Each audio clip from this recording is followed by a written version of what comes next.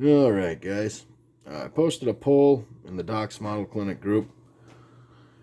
And, of course, the number one voted on thing for what you guys wanted to see for videos was how to do body damage. That really wasn't a shocker to me. But there's something here, or a few things rather, that we kind of need to touch on before I get into, the techniques of building this stuff. There's going to be some hard truths to start out with. I got 7 little bullet points on my list here. And there is 6 on just my tips, just kind of general tips for you guys that are just starting out. I'm going to ask you before you comment anything or shut the video off or send me an angry message on Facebook or on the YouTube channel, whatever, to watch the whole video before you get upset with what I drop for the hard truths.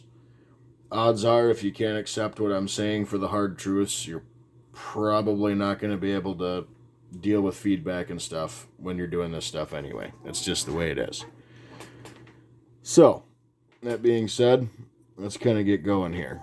Hard truth number 1, and I'm saying this from, I've built models for about 20 years now, starting out in airplanes and tanks and stuff, and I've been building derby cars for about the last 10 or 12 years or so.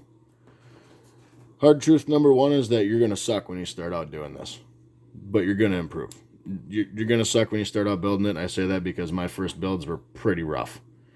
That's not to say you can't be proud of them, because I was proud of the first ones I did too. That's the way it is. It's just like anything else. When you're new to it, you're not going to be great at it. We'll kind of touch on that more as we get into the tips and stuff, and I'll show you what I mean by that. Hard truth number 2. You're going to have to improve by doing. You can see a million pictures posted of this stuff. I can do a million how-to videos. The bottom line is, me or anybody else that's in the model groups that builds these things, we can't hold your hand and do it for you. You're going to have to get better by practicing. That's just the way things are. It's just like building a real car or building any other skill set, being a machinist, welding, etc. You're not going to get good at it by watching somebody else do it. That's not the way it works. Number 3, nobody is going to hand you anything when it comes to learning how to do this stuff. I see a lot of people, a lot of new guys that are posting looking for 3D printed parts, stuff that's already built, blah, blah, blah, blah, blah. It might be that way in the derby world. I mean, the real car world. You can go drop 15 grand and have the biggest, baddest motor that somebody else has. You can spend a few grand and have the biggest, baddest cradle that everyone else and their brother has. It's not going to be that way doing this, because it's not the same thing. I mean, they might look like a derby car, but smaller, but they're not the same thing. There's so much that goes into learning how to do this. It's not just plug and play, bolt in and do it. Number 4. I see this a lot. I've gotten a few messages about it, and this isn't singling anybody out, because I've gotten a lot of messages from a lot of people. And I know those of you that are asking me, you're asking other people too, and you're probably getting answers that are roughly around the same thing that I'm saying. I'm not rude about it when I tell people, and I'm not being rude by saying this, but if you're too new to know where to find 4-door GMs, roundbacks, Imperials, you don't know what they're worth, etc., etc., you're probably too new to doing this to know how to actually build one, and that's probably why people won't sell you one. Guys that have been around a long time, that have spent a lot of money collecting rarer and harder to find bodies and stuff like that, a lot of guys won't get rid of them because they don't want to see them get ruined by somebody who's new to it and doesn't really know how to do it yet. And that's not them being rude about it, being mean about it, etc. They want you to kind of earn your way in the way the rest of us did, and that's learn by doing on other stuff. And we'll get to that more in the tips section. Number 5, nothing's ever going to be perfect. You can put 400 hours into one of these cars, and it still won't be perfect. This car right here, the tan one, I think last time I tallied it up, it was somewhere between like 140 or 160 hours into just the body and framework on that car. from the back doors back, there's about 60 hours of work into trying to make the trunk and frame look right. And to me, it still doesn't look quite right. There were a couple things I had to just kind of make work that don't look right to my eye, but it is what it is. If you go into doing this thinking your stuff's going to be perfect and you can't take criticism and people tell you your stuff's not perfect, you're not going to enjoy it, because you need to take the constructive criticism and build from it. Otherwise, you're not going to have fun with this.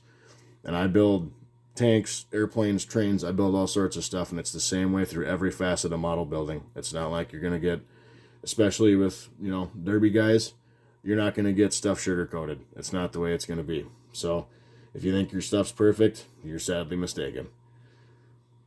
6, learning cheap is slow. Building experience over time, takes time. Learning fast is expensive. If you think you're building your second model and you want to build a 68 Imperial and you shell out $180 for that car and you destroy that body, you're out $180. But guess what? You learned a pretty valuable lesson. Not to junk something you don't know what you're doing with it, right? So there's two ways to go about that. You take the slow and cheap approach, or you learn the hard way. Number 7. This is the last one on the hard truths list. There's probably a bunch more stuff I could have added to this, but I digress. Scale is important in scale modeling. If you want your stuff to look good, you gotta go on the internet. You gotta find your titchy train bolts, your tech deck screws, stuff like that. Stuff that looks right for the scale. Your hardware store, they're not going to have stuff that's the right size for this. They're not. I mean, I've yet to, in all the hobby shops, and even hobby shops, it's fairly rare that they'll have a lot of the stuff you need to look right in this. Ask the guys that have been around a while, because if you've got, a quarter inch nut and bolt holding your hood down, it ain't going to look right in a model derby car. That's just the way it is. Sorry about it. So that's about all I got for the hard truths. If you think I'm wrong on any of that, you go ahead and feel free that way. But I've been doing this long enough to where I've been around it enough to where the beating around the bush just doesn't seem to sink into people. So I think some of you just kind of needed to hear it that way. So on to the general tips and stuff like that. A couple of these I'll expand on more in other videos, but number 1 is buy good tools, and we'll expand on that later. It's kind of like being a mechanic. It's a buy once, cry once thing. You treat your tools good, and you buy good tools, they'll treat you good.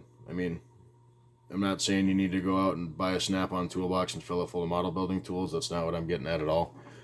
But good tweezers, good pliers, good X-Acto blades, stuff like miter boxes and whatnot. And like I said, we'll cover more of this later. But good tools will help you a lot. You can have all the ambition in the world. If you don't have good tools, it's going to take you 3 times as long to build a good car. Number 2, practice on cheap kits. There's several out there that I would recommend, and I can make a list of that and post it somewhere if you'd like. Stuff like these AMT 60 Ford Starliner kits, the 58 Edsels, the 57 Chrysler 300s. Not sure how cheap like the 70 Monte Carlo kits are anymore. It's been a while since I've looked for one because I don't really do much GM stuff. But a lot of those older AMT kits, they have a separate... excuse me, ready on. They have a separate floor and frame. Just gives you a little bit more flexibility on what to do. Some of the older Revell stuff, like the Impala lowriders and stuff like that, they have built-in adjustable suspension for the different ride heights for the lowrider stuff. That helps a lot to the newer guys because you can basically just set your suspension height just with the kit parts. You don't have to do a whole lot of scratch building and modifying. Try 5 Chevy kits, 55, 56, 57 Chevys. There's a million of them out there.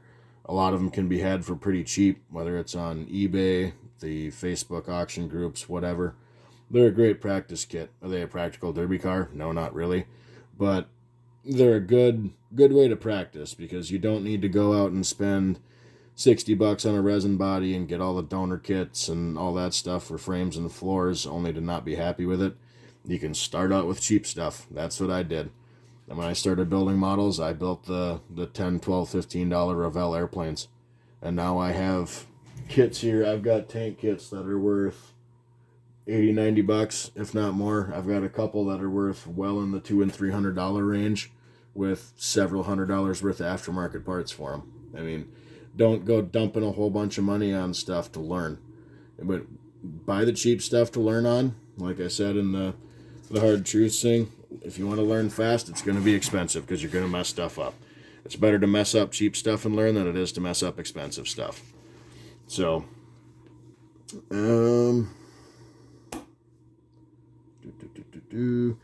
keep your old builds. You'll see improvement. This is number 3 on the tips list. This one I've kind of had to learn the hard way because a lot of my older builds I sold. But stuff like this, like for instance,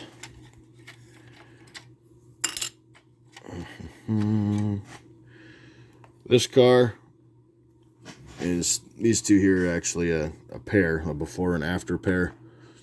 And I built these a couple years apart.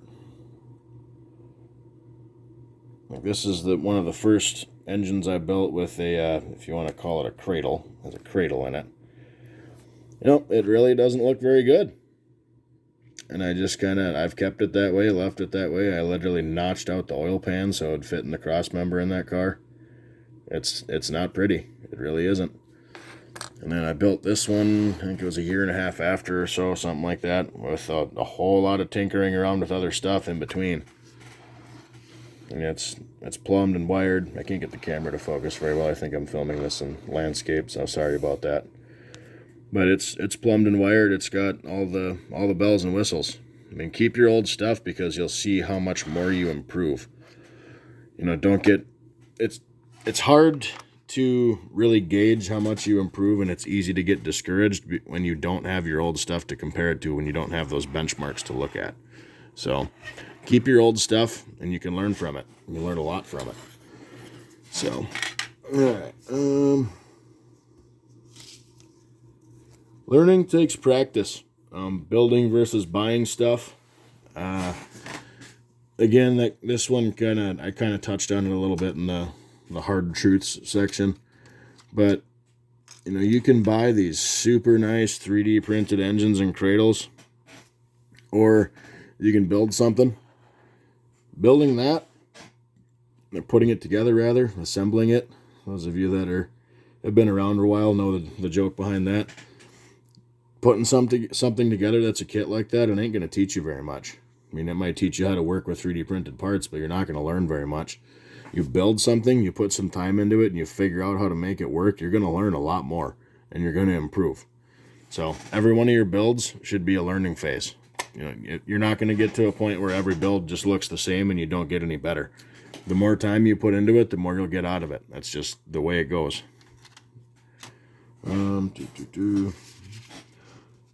Number 5, don't be scared to start over. You can have projects that you put an awful lot of time and money into it. I have a wagon up here, for instance. I put an awful lot of time into this car when I first had it. Those of you that remember what this car looked like when it was painted, this car was beautiful. It was blue, black, and white. It had Mopar down the quarter panels and stuff. I spent a lot of time creasing this thing up and fixing the quarter panels. I was trying to get it ready for bash, and then I stepped on it, and I crushed it.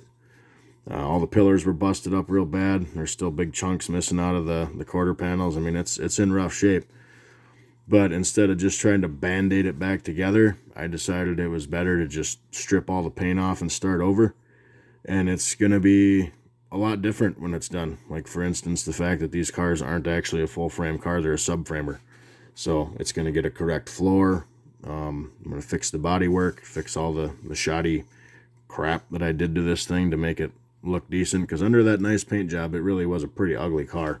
So, but don't be afraid to drop your stuff in the strip tank and start over on it. And that's what's nice about, you know, practicing with cheap kits. Sorry, I yawned again. It's a nice thing about practicing with cheap stuff instead of a a $50-$60 Johann wagon body is, I mean, if it's really going bad to the point where you can't fix it, if you're working on a $15 Tri-5 Chevy, throw the thing in the garbage and get a new one and start over. Don't be afraid to do a full reset on it. I mean, if you're melting up a 64 Imperial that's not going the way you want it to, kind of like I am right now with a certain one that I've got floating around here in the workshop, you don't want to throw the thing in the garbage, so you're just going to have to tough it out, suck it up, and move through it, because that's what I'm having to do, and it sucks. But don't be afraid to just start over on a project. It ain't going to hurt you. Unless, like I said, it's a real expensive one, but that goes back to the whole learning fast is expensive. Because I've learned a pretty valuable lesson with that Imperial, and that's not to chop the whole back end off, because you'll end up building it 3 times. So, number 6 is reference material. I have about, I think last time I checked, like 2,800 Derby pictures in my phone. And that's everything from complete cars to parts to cradles to spindles, gas brake combos, gas tanks, to how people run cages in certain cars, to frames, to floor panels, door panels, roof panels, core supports, everything that you'd need to scratch build, modify, or whatever to make it look right on a car, you need reference materials. Seeing how cars bend properly. I mean, obviously you're not gonna make a 76 four-door Impala bend like a 74 New Yorker, because that's just not the way they work. You're not gonna make an 03 Crown Vic bend like, a 61 DeSoto, because that's not they don't bend the same way. You know what I'm saying? So have good reference materials. Look on places like We Crash or through the old United States Demolition Derby archives and photo albums, back when that page was more centered around posting pictures of Derby cars as opposed to spreading the word for events and stuff like that. They used to post a lot of pictures, and they still do post, or they still have a lot of those pictures posted. I know, what's the chick's name that posts or takes pictures? Serena Brandt, I think, is her name. She takes pictures at a lot of derbies, from Blizzard Bash to, I think she was out at, was it Buried Alive or whatever. She posts a lot of great pictures. They're awesome quality stuff. They're a lot of angles that a lot of people don't usually get, which is pretty cool, and very helpful, by the way. So check her out on Facebook as well. So, number 7, feel free to ask questions. If you want to know how to do something, or you need direction on how to do something, ask the guys that have been around a while. Most of them will at least point you in the right direction. Guys like Doc, I don't want to toot my own horn myself. I like to point people in the right direction. I'm not gonna, like I said in the first segment, I'm not gonna hold your hand through it, because I can't. There's only so much that someone can tell you through a phone and through pictures and Messenger. We can point you in the right direction, but at the end of the day, you're going to have to learn how to do it yourself. You're going to have to practice. You're going to have to mess things up. That's how you get better. That's just the way it is. So don't hesitate to ask questions and learn from the guys that have been around a long time. I know there's an awful lot of them in the group. And don't take everyone's word as law, because everyone has a different way of doing things. There's certain people that like to build things more stock. There's certain people that like to build things much more modified style, like I do. I like to have, the big cages and the stiff front ends and stuff like that. A lot of body damage, but not a whole lot of... I used to really like, making stuff look like a banana, kind of like that car. But, build taste change, and everyone does things a little differently. But if you want direction on how to do things and learn how to improve, feel free to ask the old hands that have been at it a while. So this is kind of the first video in a series of videos that I'm going to do. The body damage one, even though it was the most voted on one, it's probably going to be the third or fourth video that I do, to be honest with you. Because I just feel some of the stuff is a little more important to cover before we get to that, such as, tools and whatnot. Measurements, the scale things and all that fun jazz. So I hope this didn't hurt too many feelings. And like I said, if you can't handle stuff being put bluntly, you're probably modeling the wrong subject or in the wrong hobby in general, because you'll find that model builders will explain things to you till we're blue in the face. But if you're not going to listen and you don't grasp what we're telling you, you're not going to improve. You're not going to get better. So I hope you guys found this informative. Any questions or comments, feel free to send me a message, drop a comment. This is going up on the YouTube channel as well, so you can comment there as well. But thanks a bunch, guys. I'll catch you later in the next videos.